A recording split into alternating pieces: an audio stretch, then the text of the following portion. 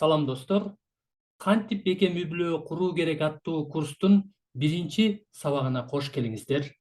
Биринчи сабактын темасы никени ким ойлоп тапкан? Никени ким жараткан? Көпчүлүгүбүз Кудай никени жараткандыгына ишенебиз. Ошондуктан эгерде Кудай никени жараткан болсо, анда Кудай никени кандай максат менен жараткан? Никенин жаралыш максаты, башкача айтканда никенин негизделиши жөнүндөгү тема. Ошентип биринчи сабакты баштайбыз. Кудай асман менен жерди жана анда болгон баардык нерсени жараткандан кийин, ал жер үстүндө адамды, эркек менен аялды эң сонун кылып жараткан. Демек, бул жогору мурунку сабакта айтканымдай, киришүүдө айтканымдай, бул мен үчүн абдан маанилүү сүйлөм. Ошондуктан мен үчүн абдан маанилүү сүйлөмдү мен кызыл менен мындай кылып белгилейм.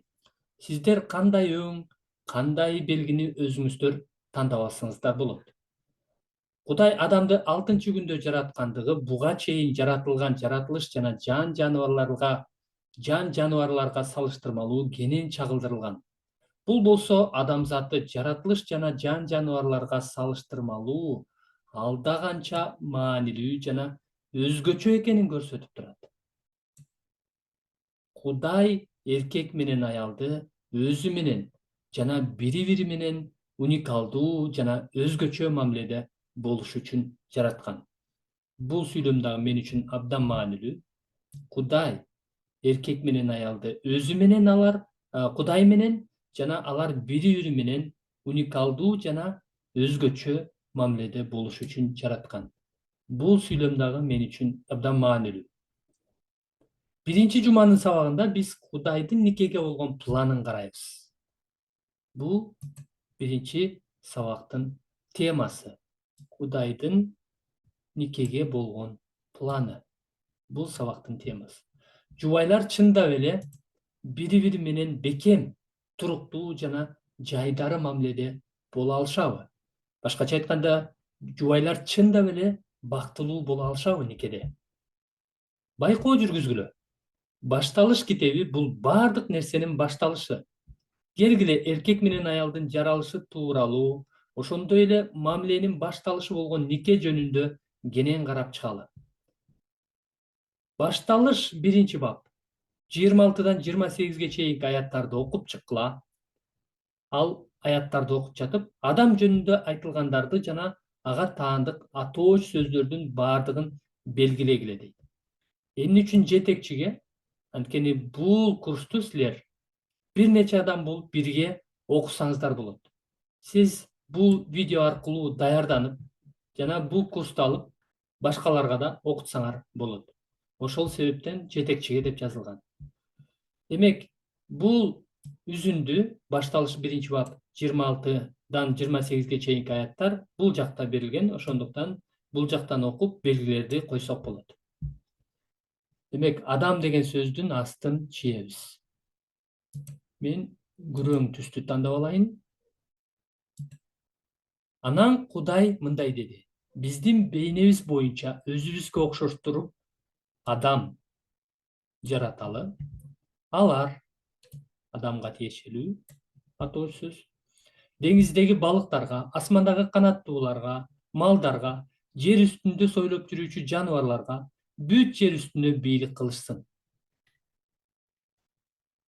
Ошентип Кудай өз бейнеси боюнча адам жаратты. Аны Кудайдын бейнеси боюнча жаратты. Аларды эркек аял кылып жаратты. Анан Кудай аларга мындай деп батасын берди: укумдап тукумдагыла, жер жүзүн толтургула, жерди ээлегиле жана деңиздеги балыктарга, асмандагы канаттууларга, жер үстүндө сойлоп жүрүүчү баардык жаныбарларга бийлик кылгыла дейт. Ошентип, бул белгилерди койгондон кийин бул жакта суроолорду талкуулагыла деген бөлүк бар. Ал суроолорду окуп чыгып, бул аяттан ошол суроолорго жооп беребиз. Биринчи суроо: ар бир аяттан адам жөнүндө эмне билдиңер? паузага коюп, адам жөнүндө эмне билгениңерди өзүңөр жооп берсеңиздер болот. Анан бирге талкуулайбыз. 26 аятта адам жөнүндө эмне билдик? 27 аяттан адам жөнүндө эмне билдик?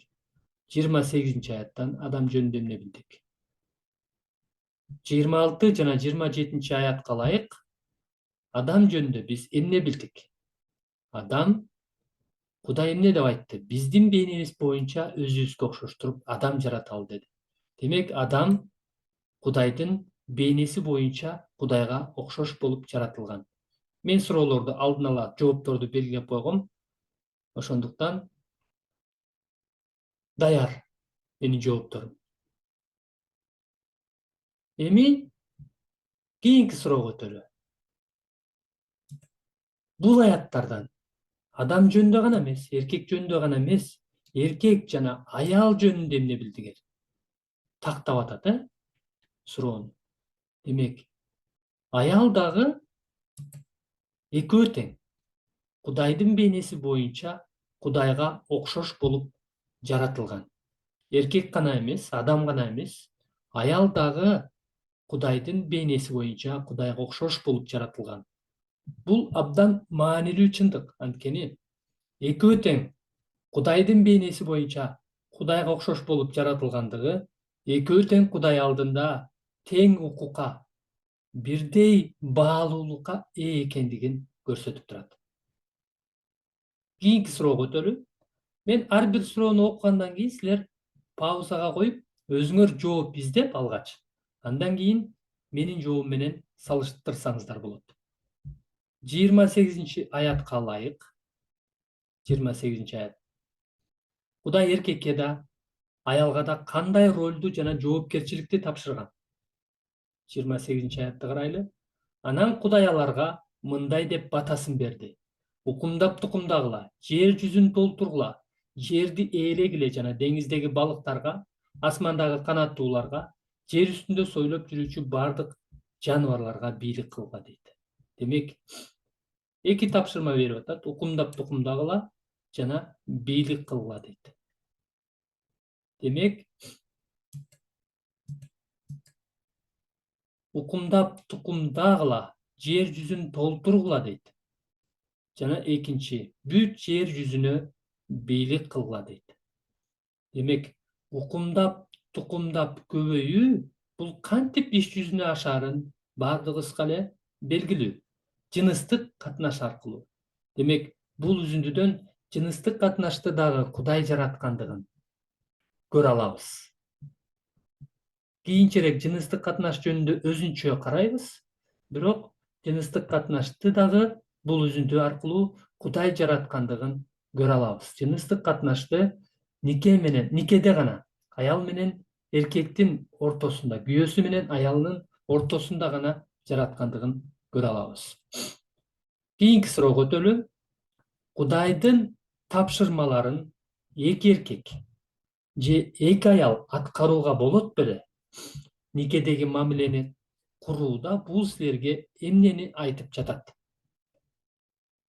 Демек, Кудайдын укумдап тукумдап көбөйгүлө деген тапшырмасын эки эркек же эки аял аткара алышабы? Албетте жок. Демек, бул эмнени билдирет? Эч мүмкүн эмес аткарууга. Жыныстык мамиле никеде гана, күйөөсү менен аялынын ортосунда гана болушу керек. Кийинки суроо. Кудай эркекке дагы, аялга дагы бирдей жоопкерчилик бергендиги эмне үчүн абдан маанилүү экендигин талкуулагыла дейт. Демек, ой жүгүртөлү. Кудай эркекке дагы, аялга дагы бирдей жоопкерчилик бергендиги эмне үчүн маанилүү? Кандай деп ойлойсуздар? Экөөнө тең бирдей жоопкерчилик бергендиги бул экөө тең бирдей укукка, бирдей баалуулукка ээ экендигин көрсөтүп турат. Демек, мен жогоруда айтканымдай, экөө тең Кудай алдында бирдей укукка, бирдей баалуулукка ээ. Кээ бир салттарда, кээ бир өлкөлөрдө аялдарга экинчи сорттой мамиле кылышат. Түгүл малдарга, жан-жаныбарларга мамиле кылгандай мамиле кылган өлкөлөр дагы, улуттар же салттар дагы жок эмес. Бирок ыйык китептин негизинде биз аял дагы эркек сыяктуу эле Кудай алдында бирдей укукка, бирдей баалуулукка, бирдей көз карашка ээ экендигин биз жаңы эле көрдүк. Ал эми сиз, досум, аял затына кандай көз караш менен карайсыз? Эскертүү. Башталыш китебинин 1-бөлүмү 1-күндөн 6-күнгө чейин эмне жаратылса, ошонун жалпы картинасын сүрөттөп берет. 2-бөлүмдө Кудай адамдын жаралышына басым коет. Кээ бирөөлөр 1 жана 2 бөлүмдөр бири-бирине карама-каршы деп эсептешет. Бирок бул чынында эле андай эмес. Бул бөлүмдөрдө бир эле окуя ар тараптуу көз караш менен чагылдырылган. Бүгүнкү 1-сабакта биз ушуну менен жыйынтыктайбыз. Буга чейин эмнени үйрөндүк? Кудай эркек менен аялды өз бейнеси боюнча өзүнө окшош кылып жараткандыгын, экөө тең Кудай алдында бирдей укукка жана бирдей көз карашка ээ экендигин көрдүк. Демек, Кудайдын никеге болгон планы эркек дагы, аял дагы Кудай алдында бирдей баалуулукка, бирдей укукка ээ. Эмкиде биз ушул сабакта эле улантабыз. Көрүшкөнчө сак саламатта болуңуздар.